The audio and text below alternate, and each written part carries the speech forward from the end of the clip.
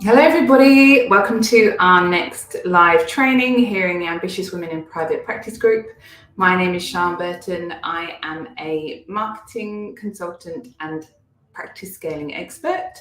And today I want to talk to you about something that I'm really passionate about. I'm going to try not to go on about this for too long because I don't want to take up too much of your time, but any of my clients will tell you that it is a topic I've been getting increasingly passionate about over the last few months, and that is the title of practice manager. It is the most commonly used title for the person in your practice who manages the day-to-day operations of your practice. That's generally where it is used. And why do I have such an issue with it? Let me tell you. The reason that I have a real issue with this title, and it's always sat a bit weird with me, and I couldn't quite figure out why until recently. Over the last few months, I've had several clients hit the same challenge, and I'm like, this is why I don't like that title. So here's what I see happen. People get to about $300,000, $400,000, $500,000 in revenue, and they know that they can't keep growing on their own and doing all of the management of the admin team. Like by that point, you have some admin team, right? But you can't keep managing all, it's just too much. You know, you need help to scale. So common belief in the private practice world tells you that the role that you need is a practice manager. Now, a practice manager, I've done a separate video on who is a practice manager and who is a senior admin. I'm not going to go into that bit, but a practice manager should be the person who is doing managing all of your HR, doing financial management for you. They should be overseeing all your admin. They should be creating systems and processes in your business to streamline all of your processes and to remove everything from you that you don't want to be doing. Now, that is one skill set when you're at $300,000 or $400,000. At that level, the required skill set is, say, here. But that skill set is a really bizarre skill set to ask of someone. There isn't a role in any corporate environment, there isn't any job title that has that expectation of someone other than a CEO. And I mean like a CEO in a corporate business where they're expected to have HR experience, financial experience, like awareness of them. There isn't any other role that exists. There is no other industry where someone is expected to be able to be across marketing, HR, operations, finance, and management of admin team or management of team, right? But it just doesn't exist. So you're already setting yourself up for failure in trying to find this person, because if you find one, then they're literally a unicorn, and they won't be good at all those things because nobody is. But let's just say you find someone who can help you when you're at $300,000, $400,000 and you call them your practice manager. That is the general advice, and that is what most people do. But let me tell you where you come unstuck. When you get to $800,000-$900,000, and this is where I have seen the problem again and again recently. When you get to $800,000-$900,000 and you want to go to $1 million, $1.2 million, beyond, the person, more often than not, who at $300,000-$400,000 was your practice manager and was great, is probably struggling when you get to $800,000-$900,000, and definitely doesn't have the skill set to take you to $1.5 million. Because what is required of let's keep using that title, a practice manager at $800,000-$900,000 is very different to $400,000. And what is required at over $1 million, $1.2 million is wildly different. Now you have a problem, because you've given someone a title that suggests they manage your practice, but now you're realizing that they're not capable of running your practice in the way that you need it to be run right now, and you are massively overwhelmed because you're trying to fill all the gaps of their lacking skill set. Now, that in itself is not a problem, right? The fact that someone's outgrown your requirements for the role is normal. You know, you need different things in different people. This is why as businesses grow, they tend to have more and more senior, more and more experienced people coming in, because you require more of the person and they take more responsibility. The problem is that when you call someone practice manager and they can no longer fulfill that role, you have this very difficult situation where you either need to hire someone above the person, you need to take the job title off them, or you need to just carry the load, which is what I see people doing. They just try and fill the gaps rather than having a difficult conversation, because they've backed themselves into a corner using that practice manager title. Because if you bring in someone over a practice manager, like a practice director, that just tells the person that you've got in practice manager role that they're not good enough to do the role. Now, they might not be, but that's not a very nice experience. And that creates all this not great feeling in the team.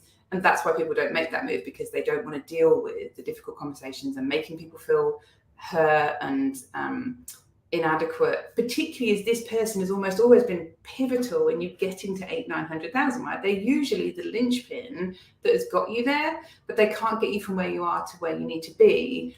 And actually they're making it's a struggle where you are right now because they can't support you in the way they need to.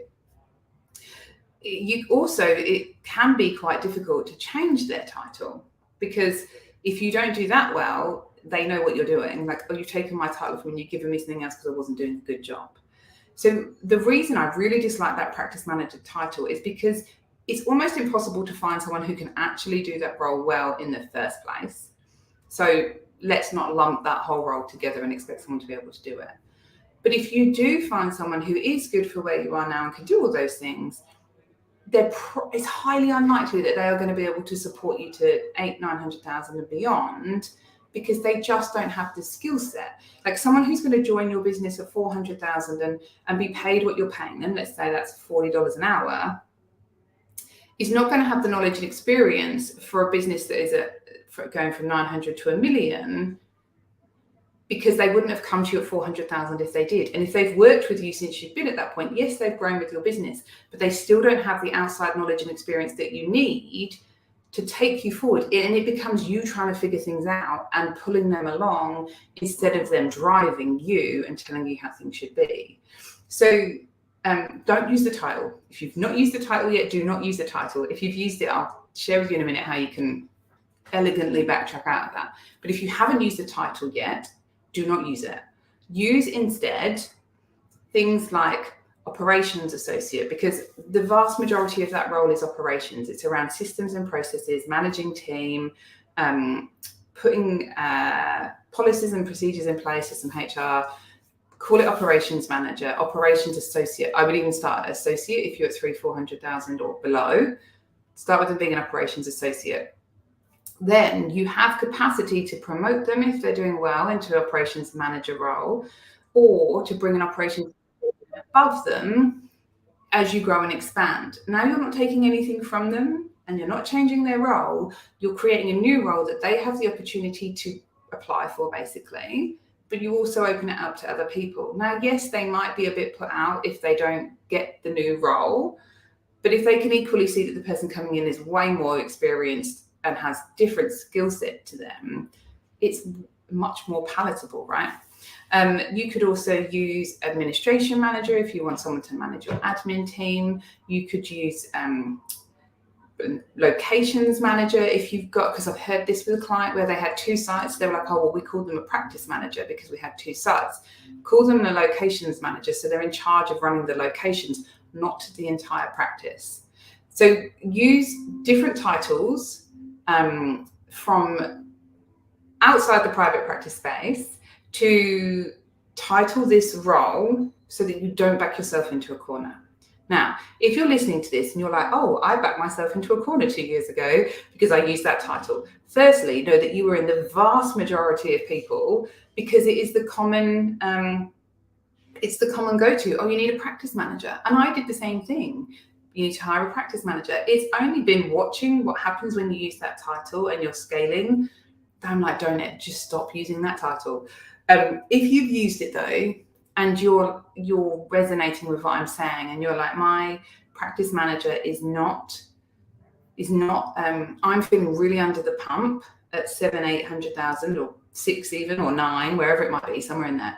I'm feeling really under the pump right now because I'm trying trying to keep my practice manager on track. Like I have to explain to them what we need to do. I'm trying to tell them what systems to create. I'm trying to make sure that they're across everything. If you're carrying them, then they're not the right person and they're absolutely not going to take you to the next level. So here's what I suggest you do. We talk a lot in Success Without Sacrifice about working in zones of genius as owners. And so that's what I'm going to get you to use to create this positive win-win situation for you and your former practice manager. What I would get you to do is to think about what are the things where you are in what we call your zone of genius, where you are in your excellence, you're in your zone of genius and you're doing things that only you can do in the way that you do them. So this might be empowering a team, it might be setting the vision for the practice, it might be a certain way that you treat that you have created that's your unique genius. Think about the things that are in your zone of genius that only you can do. No one else can do them like you can do them. And write those down. Then think about the things that you're really excellent at. These are things you're really, really good at. And there are some people who are as good as you, and there are a few people for whom it's their zone of genius, so they're better than you, but you are really good at it and you enjoy them. Put those things into a list too. You now have your job description as the owner of the practice. What I then want you to do is to do the same thing with your practice manager and look at where their zone of excellence is and where their zone of genius is. Where do they add their magic to your practice? Where are they exceptional at the things that they do? But with them, I want you to think about what things are they competent at? So they do them, but it's definitely not something that they are the best in the field at or even particularly good at. So an example would be having a practice manager doing bookkeeping. Okay, they can do it, they can click and select things, but they're not a bookkeeper. And I can guarantee they're not doing as good a job as a bookkeeper for whom it's their zone of genius, right? Think about those things they're doing that they do, but they're not great at them. They're definitely not exceptional at them, and it's definitely not their zone of genius. Have them list those things out, and then have them think about things they currently do that they're incompetent at. And this isn't a judgment. It's just things like, if I was talking about, I would be incompetent at medical billing or invoicing NDIS because I just don't know what I'm doing, right? Your practice manager will be doing some of that stuff that they're literally just making up as they go along. They might be Googling things. Get them to write those things down. Now you can see where their zone of genius is, and they're going to probably share some areas with you. So they'll say like, oh, I'm really good at the systems and I'm really good at the financial stuff. I really feel like that's where I add magic, but I'm not very good at the team piece. I'm not very good at recruitment, and I'm really not good at the marketing piece. Now you know the things that they're really good at and that they love, and you can carve a role out for them that does those things. And then you can take away the other things that they're not so good at or that they don't enjoy. So let's say that they come to you and say, I really love managing the admin team. I really love creating the admin systems and processes. And I really love being across the financials and supporting you. They're the things I really love to do. Okay, great. So let's create a role for you that plays to those strengths. Let's create a role where you are Director of Admin Services or Director of Admin, and you have wrapped into that role the pieces that you love. And then let's find someone, because those things that you don't want to do aren't my zone of genius or my excellence either. So that I can see that we have all these things over here that neither of us want to do or are really good at. So let's create a role for these, and we'll have somebody else come in to support us on those things. What title do you think would make most sense? Sorry, this is how I would position it around the title. What title do you think makes most sense for the role that we've got here? So, they might be like, oh, I don't know. You can say, well, it's more about the admin and the financials. So maybe admin and financial manager would make more sense. Oh, yeah, that makes sense. Okay, great. And then we'll call this person the operations manager because they're going to be doing systems and those kind of things. Now it's a win-win. They've got a role they love that plays to their strengths. You're giving them permission to stop doing things they don't like doing. You've asked them what they think the role should be called instead of telling them that they're no longer practice manager, and you're not using that title again, right? Once you've got rid of it, do not introduce it again. Bring in an operations manager or some other title, whatever those leftover things are, that matches those and removes that title from your vocabulary, because then you can always go up and down, improving, like making people more senior, adding more senior people in. But that practice manager role says I'm the boss. I'm in charge of everything below the owner. And that actually is not helpful. It's not helpful, right? It's not helpful at any point. It just seems helpful when you're at 300,000-400,000 and desperately need help. So your zone of genius, your zone of excellence, form your job role. Say to them to get them to do the same, but you also want them to look at what they're doing that they're competent at and incompetent at. Remove all the things they don't want to do and everything they're competent and incompetent at. Craft a new role that does all those things. Have them choose the name that they think makes most sense for their new role, and create a new title for the other role you've crafted, and then hire for that role. Now, it might be that you can't do that immediately, and you might just need to focus on delegating some of the things off their plate.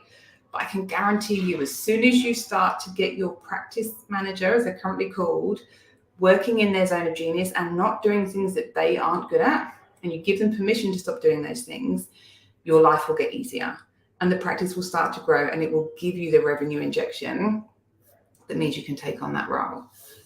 If you're really, really, really struggling and you're doing 50, 60-hour weeks, then I would really consider doing this sooner rather than later, because practice managers who aren't capable of supporting you at the level you are now at become like a dead weight to the practice. They're trying their absolute best, but they become like a dead weight, and it slows your growth down, it slows you down. But not only that, it will burn you out in the process because you're trying to drag them along. So I hope that was helpful. Key takeaways: never use the practice manager role if you have not used it yet. Remove it from your vocabulary. Use any other title you like. And if you're stuck, ask in this group. Operations associate, admin manager, head of admin, anything but practice manager, because once you use that title, it backs you in a corner and you have nowhere to go when that person is no longer able to fulfill on that role. Let me know your thoughts in the comments below. I'm really excited to hear how you found this. Was it an aha moment for you? Have you used the practice manager role title? Know that you are going to be in the majority if you have. How is that serving you at the moment? Are you, do you feel like you're backed in a corner? So I hope that was helpful. I look forward to seeing you guys all again next week. And I will look forward to seeing your comments on this video soon.